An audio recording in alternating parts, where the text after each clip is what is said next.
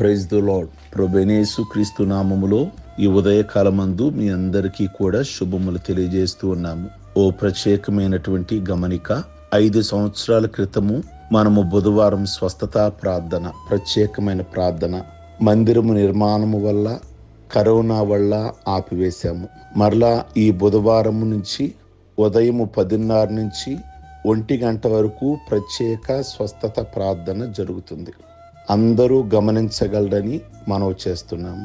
ఈ విషయం చాలా మంది అడుగుతున్నారు, ఎప్పటి నుంచి ప్రారంభిస్తారండి అని. ఈ విషయాన్ని మీరు అందరికీ కూడా ఫార్వర్డ్ చేయమని మనవి చేస్తున్నాం. బుధవారం మరలా స్టార్ట్ అయింది.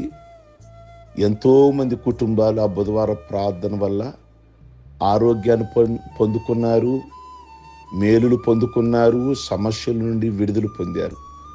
మరలా బుధవారం ప్రార్థన స్టార్ట్ అవుతుంది. అందరూ కూడా సిద్ధపడమని, అందరికి తెలియచేయమని ప్రభు పేరట మీ అందరికీ కూడా తెలియచేస్తూ ఉన్నాను. ఈ ఉదయకాలమందు స్తుతిలో ఉన్న ఆ రెట్టింపు దీవెన ఎలా ఉంటుంది అనేది గమనిస్తే, అపోస్తలుల కార్యము 16వ అధ్యాయము 23 నుంచి 26 వచనం వరకు. పౌలు శీలలు మాస్దోనియా ప్రాంతంలో సువార్త ప్రకటించుచున్నప్పుడు వారిని కొట్టి చెరసాల్లో వేశారు. దేవుని సువార్త ప్రకటిస్తున్నారు అన్న నెపముతో చెరసాలలో వేసి వారి కాళ్లకు బొండ వేసి బిగిచ్చారు. అయితే వారు మధ్యరాత్రిలో దేవునికి ప్రార్థిస్తున్నారు, పాటలు పాడుతున్నారు. దైవశక్తి అక్కడికి దిగి వచ్చింది. ఆ పాటల ద్వారా మహాభూకంపం కలిగి చెరసాల పునాదులు అదిరి తలుపులన్నీ కూడా తెరుచుకొని అందరి బంధకాలు ఊడిపోయినాయి. స్తుతిలో ఎంత శక్తి ఉందో గమనించారా? ఏ పరిస్థితిలో వాళ్ళు దేవుని స్తుతిస్తున్నారు? మేలు కలిగిందని స్తుతిస్తున్నారా? వారిని బెత్తాలతో బాదారు, రోడ్ల మీద ఈడ్చుకుంటూ వెళ్ళారు పౌలు శీలని.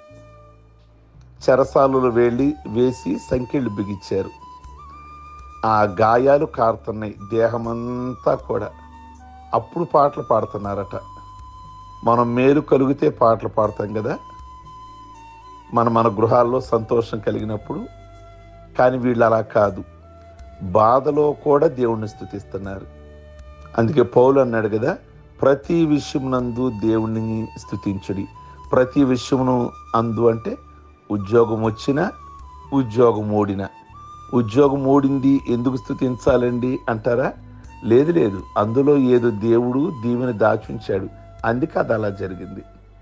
ఏదో నష్టం జరిగింది మీకు, అందులో ఏదో దేవుడు మీకు మేలు దాచి ఉంచాడు. కనుక మేలు కలిగినప్పుడు, కీడు కలిగినప్పుడు ప్రతి విషయమునందు కూడా దేవుని స్తుతించుడి అన్నది కదా. యోబు అలాగే చేశాడుగా. యోబు అన్నీ కలిగినప్పుడు దేవుని స్తుతించాడు. ఇళ్ళు, వాకిళ్ళు, పిల్లలు, పెళ్ళిళ్ళు, ఆస్తులు, సంపాదన, పనివాళ్ళు, డబ్బు అన్నీ.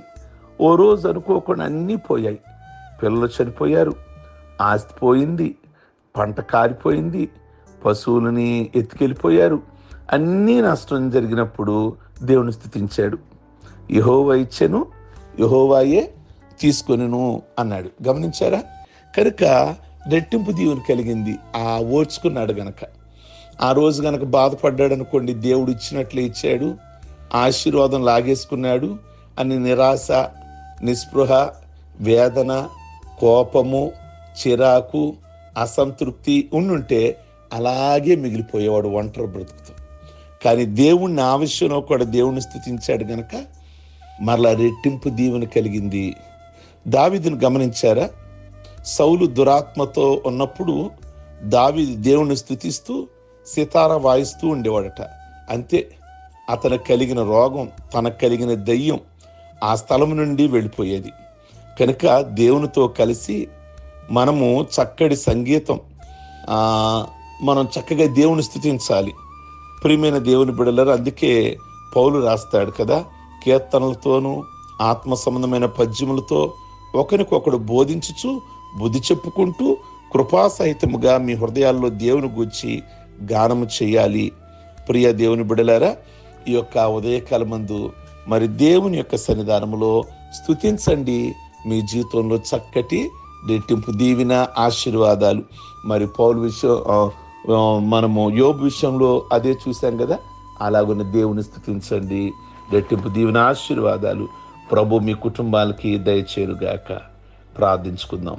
సర్వశక్తి కలిగిన తండ్రి, మీ ఘనమైన నామమును బట్టి మీకు వందనాలు. నిజంగా పౌలు శీల స్తుతించారు, వారికి కలిగిన బంధకాలన్నీ ఊడిపోయాయి. యోబు స్తుతించాడు, రెట్టింపు ఆశీర్వాదాన్ని పొందుకున్నాడు. దావీదు మిమ్మల్ని స్తుతించడం అలవాటు చేసుకున్నాడు. ఎలాంటి రోగాలైనా ఎలాంటి దెయ్యాలైనా పారిపోయే విధంగా ఇతడు చక్కటి ఆరాధన చేసేవాడు. కనుక అలాంటి స్తుతి, అలాంటి ఆరాధన నాకు మాకు కూడా అనుగ్రహించి మా యొక్క జీవితాలలో అపజయాలు జయాలుగా మార్చమని ప్రార్థిస్తున్నాం. ప్రత్యేకంగా ఈ యొక్క ఉదయకాల ముందు ప్రభువా, ఈ యొక్క ప్రార్థనలో ఏకీభవించుచున్న ప్రతి గృహాన్ని మీరు ఆశీర్వదించి, వారు ఏ బంధకాలలో ఉన్నారో ఈ ఉదయము, కోర్టు సమస్యలనే బంధకాలలో ఉన్నారేమో, ఆ బంధకాల నుంచి బయటపడలేకపోతున్నారేమో, ఆ బంధకాలన్నీ కూడా, చెడు వ్యసనాలనే బంధకాలన్నీ విడిపించండి. సాతాను బంధకాలన్నీ విడిపించండి. ప్రభువా మీ కొందనాలు, మీ చేత మేము బంధించబడిలాగున, మీ చేత ప్రభువా మీ కొందనాలు, స్తోత్రాలు నాయన.